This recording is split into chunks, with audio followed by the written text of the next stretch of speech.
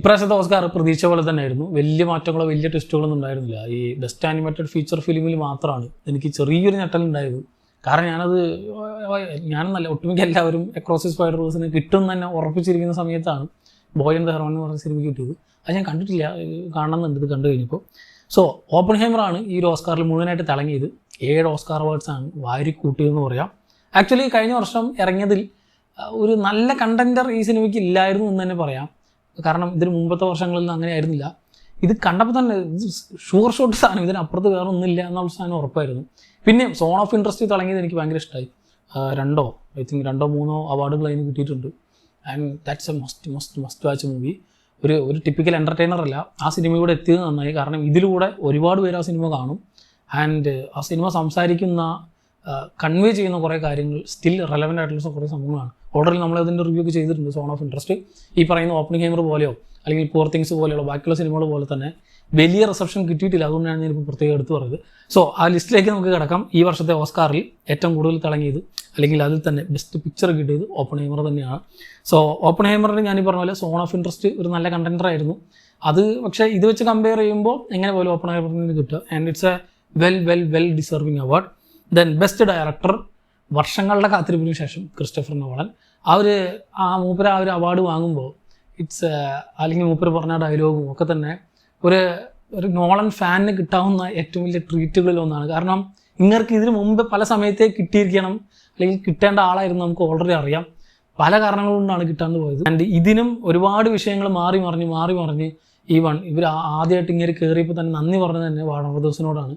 So actually അവരായിട്ടുണ്ടായ കോൺഫ്ലിക്റ്റിലൊക്കെയാണ് ഇങ്ങനൊരു പടം തന്നെ ഉണ്ടായത്. സോ അങ്ങനത്തെ ഒരുപാട് ഫാക്ടേഴ്സ് ഒരുമിച്ച് കൂടി അവസാനം നോളന് ബെസ്റ്റ് ഡയറക്ടർ അവാർഡ് കിട്ടുകയാണ്. ആൻഡ് ഇതിലൊരു വലിയ കണ്ടൻറ്റർ എന്ന് പറയാൻ പറ്റും നമ്മുടെ സ്കോർസീസ് ആയിരുന്നു, killers of the flower moon. പക്ഷേ it's a well deserving award. Deserving award. Then best actor Cillian മർഫിക്ക് വേറെ കണ്ടൻറ്റേഴ്സ് എനിക്ക് ആ ലിസ്റ്റിൽ നോമിനേഷൻ ലിസ്റ്റിൽ വേറെ തോന്നിയില്ല. It's also a well deserving award എന്ന് എനിക്ക് തോന്നി. ദെൻ ബെസ്റ്റ് ആക്ട്രസ് അത് എമ്മ സ്റ്റോൺ ആണ് കിട്ടിയിട്ടുള്ളത്. പൂർ തിങ്സ് ആക്ടിങ് വൈസ് അടിപൊളിയായിരുന്നു. എനിക്ക് ഫിലിം വൈസ് എനിക്ക് അത്രയും കണക്ട് ആവാത്ത സിനിമ. അതിലേക്ക് ഒരുപക്ഷെ ബെസ്റ്റ് പിക്ചർ കിട്ടിയിട്ടുണ്ടായിരുന്നെങ്കിൽ I will be very much disappointed. പക്ഷേ അതിന് ഓപ്പൺഹൈമറിന് കിട്ടിയത് നന്നായി. പക്ഷേ കമ്പയർഡ് ടു പൂർ തിങ്സ് അതിലെ ആക്ടിങ് എല്ലാം തന്നെ. പക്ഷേ ഈ നോമിനേഷൻ ലിസ്റ്റിലുള്ള വേറൊരാൾ ലില്ലി ഗ്ലാഡ്സ്റ്റൺ ആയിരുന്നു. Killers of the flower moon എന്ന സിനിമയിൽ എക്സെപ്ഷണൽ ആയിട്ടുള്ള ആക്ടിങ് ആണ് കൈകാര്യം ചെയ്തിട്ടുള്ളത്. ആ ആക്ട്രസിന് കിട്ടണമായിരുന്നു അല്ലെങ്കിൽ ഡിസർവിങ് ആയിരുന്നു. പക്ഷേ ഈ കണ്ടൻറ്റേഴ്സ് ഇത് കൂടാതെ വേറെ നമ്മുടെ അനാട്ടമി ഓഫ് ഫാൾ എന്ന സിനിമയിലെ സാൻഡ്ര ഹുള്ളർ, അതും കിഡിലൻ ക്യാരക്ടറാണ്, കിഡിലൻ പെർഫോമൻസ് ആയിരുന്നു. ആ ഒരു സിനിമയുടെ എൻ്റയർ സോള് തന്നെ ആ ഒരു ക്യാരക്ടറിലൂടെയാണ് നമുക്ക് കാണിച്ചു തന്നത്. സോ ഇവർ 3 പേരും വെച്ച് നോക്കുമ്പോൾ 3 പേരും ഡിസർവിങ് ആയിട്ട് എനിക്ക് തോന്നി. ഈ ലില്ലി ഗ്ലാഡ്സ്റ്റൺ മാത്രമല്ല അല്ലെങ്കിൽ എമ്മ സ്റ്റോൺ മാത്രമല്ല, ഈ 3 പേരും ഈക്വലി ഡിസർവിങ് ആയിട്ടുള്ള സാധനമായിട്ട് ചെയ്തു. ഷെയർ ചെയ്തിട്ട് ഈ അവാർഡൊക്കെ കൊടുത്തുകൂടെ എന്ന് തോന്നിയത് എനിക്കിതിൽ മാത്രമാണ്. Then best supporting actor Robert Downey junior. അങ്ങനെയുടെ ആ ഒരു മോട്ടിവേഷണൽ സ്റ്റോറി ഉണ്ടല്ലോ, എവിടെ നിന്ന് തുടങ്ങി അവിടെ കൂടുതൽ ആൾക്കാർക്ക് അയൺമാനായിട്ട് മൂപ്പർക്ക് അറിയുണ്ടാവുള്ളൂ.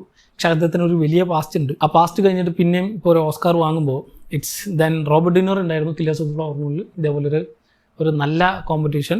പക്ഷേ റോബർട്ട് ഡൗണി ജൂനിയറാണ് കിട്ടിയത്. ദെൻ ബെസ്റ്റ് അഡാപ്റ്റഡ് സ്ക്രീൻ പ്ലേക്ക് കിട്ടിയത് അമേരിക്കൻ ഫിക്ഷൻ എന്ന സിനിമയ്ക്കായിരുന്നു. അമേരിക്കൻ ഫിക്ഷൻ കണ്ടിട്ടില്ല, കണ്ടുനോക്കണം. Then best original screenplay anatomy of fall. ആ സിനിമയ്ക്ക് അല്ലാണ്ട് വേറെ ഏതിനും കൊടുക്കുക. അത് സ്ക്രീൻ പ്ലേയിൽ ഇത്രയും ഗംഭീരമായിട്ടുള്ളൊരു സിനിമ കഴിഞ്ഞ വർഷം പുറത്തിറങ്ങിയതിൽ വൺ ഓഫ് ദി ബെസ്റ്റ് എന്ന് പറയാം. കാരണം അത്ര കിഡിലിനായിട്ടാണ് അത് സ്ക്രീൻ പ്ലേ കൈകാര്യം ചെയ്തിട്ടുള്ളത്. ആ സ്ക്രീൻ പ്ലേ തന്നെയാണ് സിനിമയുടെ അല്ല, ഞാൻ ഈ പറഞ്ഞ പോലെ മെല്ലെപ്പോക്കാണ് സിനിമ. പക്ഷെ ആ മെല്ലെപ്പോക്കിലും അതിൻ്റെ എൻഡിങ്ങിൽ കൊണ്ട് നിർത്തുന്ന അതിൻ്റെ ഒരു പേഴ്സ്പെക്റ്റീവ് ഉണ്ട്. കാണുന്ന ആൾക്കാർക്ക് വിട്ടുകൊടുത്തിട്ടുള്ളൊരു ഓപ്പൺ എൻഡിങ് ഒക്കെ. So it's well return movie എന്ന് പറയാം അനാട്ടമി ഓഫ് ഫാൾ. അതിന് തന്നെ ഓസ്കാർ കിട്ടിയത് നന്നായി. Then best visual effects Godzilla -1. ഈ സിനിമ ഇന്ത്യയിൽ റിലീസ് ചെയ്തിട്ടില്ല. ഇത് ഞാൻ പറഞ്ഞിട്ട് എൻ്റെ ഫ്രണ്ട്സൊക്കെ പുറത്തുള്ളവരൊക്കെ പോയി കണ്ടിട്ടുണ്ടായിരുന്നു. അവരൊക്കെ കിഡിലിൻ എക്സ്പീരിയൻസ് ആണ് അവർക്ക് കിട്ടിയെന്ന് പറഞ്ഞു. നമുക്കിത് കാണാനുള്ള ഭാഗ്യമില്ല. കാരണം എന്ന് പറഞ്ഞാൽ അതിന് പുറകിൽ ഒരുപാട് വിഷയങ്ങളുണ്ട്. അതിനെക്കുറിച്ച് ഡീറ്റെയിൽ ആയിട്ട് ഞാൻ പോകുന്നില്ല. മെയിൻലി ഗോഡ്സില്ല വേഴ്സസ് കോങ് എന്ന് പറഞ്ഞൊരു സിനിമ, അതിന് ന്യൂ എംപയർ എന്ന് പറഞ്ഞ സിനിമ ഈ വർഷം നമുക്കിപ്പോൾ തന്നെ റീസെൻ്റ്ലി പുറത്തുവരാനിരിക്കുന്നുണ്ട്. അത് നമ്മുടെ വാർണർ ബ്രദേഴ്സിൻ്റെ മൂവിയാണ്. ഇവർക്കൊരു ക്ലോഷർ ഉണ്ട്. ഇത് ടോഹോ ആനിമേഷനാണ് ഈ ഒരു ഗോഡ്സില്ല -1 എന്ന മൂവി ഇറക്കിയിട്ടുള്ളത്. ഇവരുടെ ക്ലോഷർ അനുസരിച്ച് ഒരേ കൊല്ലം 2 മൂവീസ് ഇറക്കില്ല, 2 ഗോഡ്സില്ല മൂവീസ് ഇറക്കില്ല എന്നാണ്. അതുകൊണ്ടാണ് ഇവർ കഴിഞ്ഞ കൊല്ലം -1 ഇറക്കിയതും ഇക്കൊല്ലം ഈ ഒരു സിനിമ ഇറങ്ങുന്നത് കൊണ്ട് മാത്രം ഈ സിനിമ അല്ലെങ്കിൽ ഗോഡ്സില്ല -1 ഇന്ത്യയിൽ റിലീസില്ല. അതിൻ്റെ റിലീസ് വിൻഡോ തന്നെ ചുരുക്കി മിനിമം ടൈം കൊണ്ട് വലിയ ബോക്സ് ഓഫീസ് കളക്ഷൻ കിട്ടിയൊരു സിനിമ കൂടിയാണ്. പക്ഷേ ഈ പടം കാരണമാണ് ഇതിൻ്റെ റണ്ണ് മുഴുവനായിട്ട് കൺസ്ട്രക്ട് ചെയ്തത്. പോരാത്തന്നെ ഈ സിനിമയുടെ ബ്ലൂറേ ഡിസ്ക് ഒക്കെ ഇപ്പോൾ ഈ അടുത്ത് തന്നെ റിലീസ് ചെയ്തിരിക്കുന്നുണ്ട്, അറൗണ്ട് മെയ് 1 എന്തോ. സോ ഇത്രയും കാരണങ്ങൾ കൊണ്ടാണ് ഈ സിനിമ ഇന്ത്യയിൽ റിലീസ് ചെയ്യാത്തത്. And I think it's A great miss. അതൊക്കെ ഐമാക്സിൽ കാണേണ്ട സിനിമയായിരുന്നു. വിഷ്വൽ എഫക്ട്സിന് ഓസ്കാർ കിട്ടുകയും ചെയ്തു. പക്ഷേ ഇതിൻ്റെ കൂടെ ഉണ്ടായിരുന്ന കണ്ടന്റേഴ്സും അടിപൊളിയായിരുന്നു. The creator, then guardians of the galaxy volume 3, dead reckoning part 1 നമ്മുടെ മിഷൻ ഇമ്പോസിബിൾ പടം, ദെൻ നെപ്പോളിയൻ. ഇതിൽ പക്ഷേ വിഷ്വൽ എഫക്ട്സിൽ ഈ പറഞ്ഞ ആദ്യത്തെ 3 ഗോഡ്സില്ല -1 ഞാൻ കണ്ടിട്ടില്ല. ക്രിയേറ്ററും മറ്റേ guardians of the galaxy volume 3ലും കിടിലം വിഷ്വൽ എഫക്ട്സ് തന്നെയായിരുന്നു. അടുത്തത് ബെസ്റ്റ് കോസ്റ്റ്യൂം ഡിസൈൻ. ഇത് അനൗൺസ് ചെയ്യാൻ വന്ന ജോൺ സിനയുടെ അവസ്ഥ തന്നെ നമ്മൾ കണ്ടതാണ്. അത് അടിപൊളി ട്രീറ്റ്മെൻ്റ് ആയിരുന്നു. ദെൻ ഇത് കിട്ടിയത്, അല്ലെങ്കിൽ ബെസ്റ്റ് കോസ്റ്റ്യൂം ഡിസൈനുള്ള ഓസ്കാർ കിട്ടിയത് പൂവർ തിങ്സും എന്തുകൊണ്ടും ഒരു നല്ല ഡിസർവിംഗ് ആയിട്ടുള്ള വിന്ന് തന്നെയാണ്. പക്ഷേ അതിൻ്റെ കൂടെ ബാർബിക്ക് കൂടി കിട്ടണമായിരുന്നു എനിക്ക് തോന്നി. ബാർബിക്ക് ഇപ്പോൾ ബാക്കി ഒരു അവാർഡ് കിട്ടിയില്ലെങ്കിൽ എനിക്ക് കുഴപ്പമില്ല. പക്ഷേ സെറ്റ് ഡിസൈൻ, അല്ലെങ്കിൽ കോസ്റ്റ്യൂം വർക്ക്, അങ്ങനത്തേലൊക്കെ കുറച്ച് അടിപൊളിയായിട്ട് അവർ ചെയ്തെന്ന് എനിക്ക് തോന്നി. ബെസ്റ്റ് മേക്കപ്പിന് കിട്ടിയിട്ടുള്ളത് പൂവർ തിങ്സിനും. Best cinematography Oppenheimer. സിനിമാറ്റോഗ്രഫിയുടെ കാര്യം ഒന്നും പറയേണ്ട ആവശ്യം ഉണ്ടായിരുന്നില്ല. ഇറ്റ്സ് വേറെ ലെവൽ. ഇതൊരു VFX അല്ലാത്ത കുറേ സാധനങ്ങളൊക്കെ ഇവർ ഷൂട്ട് ചെയ്തിട്ടുണ്ടായിരുന്നു. ആ ഒരു മൈന്യൂട്ട് പാർട്ടിക്കിൾസിൻ്റെ സാധനങ്ങളൊക്കെ പൊളിയായിരുന്നു പടത്തിൽ. ഐമാക്സ് കാണുമ്പോൾ ഇറ്റ് വാസ് എ ഗംഭീര experience. Then best production design poor things. ഇതിനും ബാർബിക്ക് കിട്ടണമായിരുന്നു എനിക്ക് തോന്നി. പൂവർ തിങ്സിനാണ് കിട്ടിയത്. ബെസ്റ്റ് പ്രൊഡക്ഷൻ ഡിസൈനിലും ബാർബിക്ക് പോകണമായിരുന്നു. ഇറ്റ്സ് എ ഡിസർവിങ് എന്ന് എനിക്ക് തോന്നി. Then best sound effect zone of ഇൻട്രസ്റ്റിനാണ് കിട്ടിയിട്ടുള്ളത്. ഇതിന് കണ്ടന്റേഴ്സ് ഉണ്ടായിരുന്നു Oppenheimer, dead reckoning part 1 and creator. ഈ സിനിമകളിലൊക്കെ തന്നെ നല്ല സൗണ്ട് ഇഫക്ട്സ് ആയിരുന്നു. പ്രത്യേകിച്ച് ക്രിയേറ്ററിലൊക്കെ ആ ഒരു ഏഷ്യൻ ടച്ച് വരുമ്പോൾ കൊടുക്കുന്ന കുറേ സാധനങ്ങളും, ഡെഡ് റെക്കണിംഗ് പാർട്ട് 1 പിന്നെ ബാക്കി പറയേണ്ട ആവശ്യമില്ല. ഓപ്പൺഹൈമറിൽ ഇതുപോലെ മൈന്യൂട്ടായിട്ടുള്ള കുറേ സൗണ്ട് ഇഫക്ട്സ് ഒക്കെ ഉണ്ടായിരുന്നു. അതൊക്കെ അടിപൊളിയായിരുന്നു. പക്ഷേ സോൺ ഓഫ് ഇൻട്രസ്റ്റിൽ ഇതിന് സൗണ്ടിന് കിട്ടുക തന്നെ വേണം. ഇതിന് സൗണ്ട് കിട്ടിയിട്ടുണ്ട്, അല്ലെങ്കിൽ സൗണ്ടിനുള്ള ഓസ്കാർ അവാർഡ് കിട്ടിയിട്ടുണ്ട് എന്ന രീതിയിൽ നിങ്ങൾ ഒരു വട്ടം കൂടി ആ സിനിമ കാണുകയാണെങ്കിൽ ആ സിനിമയുടെ മോഡ് തന്നെ മാറും. കാരണം ഞാൻ അതിനെപ്പറ്റി ഡീറ്റെയിൽ ആയിട്ട് മറ്റേൽ പറഞ്ഞിട്ടുണ്ട്. പക്ഷേ സൗണ്ട് ഇഫക്റ്റിൻ്റെ കാര്യം ഞാൻ പറയാൻ വിട്ടുപോയൊരു സംഭവമാണ്. ആ സിനിമയിലെ സൗണ്ട് ഇഫക്ട്സ് ഒരു രക്ഷയില്ലാത്തതാണ്. നിങ്ങൾ ഹെഡ്സെറ്റൊക്കെ വിട്ടിട്ട് കേൾക്കണം. തിയേറ്ററിൽ ചിലപ്പോൾ എനിക്കറിയില്ല, ഞാൻ തിയേറ്ററിൽ കണ്ടിട്ടില്ല. ചിലപ്പോൾ തിയേറ്ററിൽ കേട്ടാൽ ചിലപ്പോൾ അത്ര അങ്ങോട്ട് ചിലപ്പോൾ മനസ്സിലാവില്ല. കാരണം ഒരു ബൂമിങ്, ഒരു എക്കോയിങ് സൗണ്ടൊക്കെ ഉണ്ട്. ഈ ഫ്ലെയിം, അതാണ് സിനിമയുടെ മെയിൻ. ഈ ബേണർ പുറത്ത് കത്തുന്നുണ്ട്. സോ ആ കത്തുമ്പോൾ അവിടെ ഉണ്ടാകുന്ന കുറേ മൈന്യൂട്ടായിട്ടുള്ള സൗണ്ടുകളും, ഈ ചാരം വരുന്ന സൗണ്ട്, കത്തിക്കരിയുന്ന സൗണ്ട്, അവിടെ ഇടയിലുള്ള ഗൺഷോട്ട് സൗണ്ട്, ഇതൊക്കെ ഡോർ അടയ്ക്കുമ്പോഴും തുറക്കുമ്പോഴും വിൻഡോ അടയ്ക്കുമ്പോഴും തുറക്കുമ്പോഴൊക്കെ ഈ വീട്ടിനകത്തുള്ള ആൾക്കാർ ഇങ്ങനെ കേൾക്കുന്നു എന്നൊരു സംഭവമുണ്ട്. അതൊക്കെ ഡിസൈൻ ചെയ്തിരിക്കുന്ന വിധം ഗംഭീരമാണ്. നമ്മളിങ്ങനെ കേൾക്കുമ്പോൾ നമുക്ക് കറക്റ്റായിട്ട് അവരുടെ ഡോർ തുറക്കുമ്പോൾ നമുക്കിങ്ങനെ ഫീൽ ചെയ്യാതെ ഓക്കെ ഇതിന് പുറത്ത് ഇങ്ങനെ നടക്കുന്നുണ്ട്.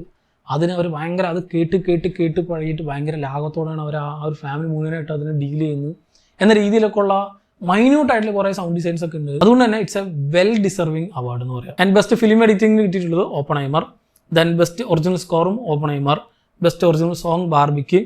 Then best documentary 20 Days in Mariupol, അത് ഞാൻ കണ്ടിട്ടില്ല. Then best international feature film zone of interest. ഇപ്പോൾ നേരത്തെ പറഞ്ഞ ഞാൻ കുറേ നേരമായിട്ട് പറയുന്ന ഒരു പടമാണ്, കണ്ടു നോക്കാം, ഗംഭീര പടമാണ്. എൻ്റെ അവസാനത്തെ ബെസ്റ്റ് ആനിമേറ്റഡ് ഫീച്ചർ ഫിലിം ഇത് കിട്ടിയിട്ടുള്ളത് ബോയ് ആൻഡ് ദ ഹെറോയിൻ സിനിമയ്ക്കായിരുന്നു. ഇത് ഭയങ്കര സർപ്രൈസിംഗ് ആയിട്ടുള്ള ഒരു അവാർഡായിരുന്നു എന്ന് പറയാം. കാരണം ഉറപ്പായിരുന്നു സ്പൈഡർമാൻ അക്രോസ് ദി സ്പൈഡർ-വേഴ്സ് അതിന് ഭയങ്കര ഡിസർവിംഗ് ആയിരുന്നു. പക്ഷേ ഈ സിനിമ ഞാൻ കണ്ടിട്ടില്ല, ഇത് എങ്ങനെ ഉണ്ടെന്ന് അറിയില്ല. ഞാൻ കുറേ തപ്പി നോക്കി, ഇത് ഇവിടെ ഇന്ത്യയിലൊന്നും റിലീസ് ഇല്ലെന്ന് തോന്നുന്നു. പക്ഷേ Spider Man across the Spider Verse was a ഗംഭീര theatric experience. It was great.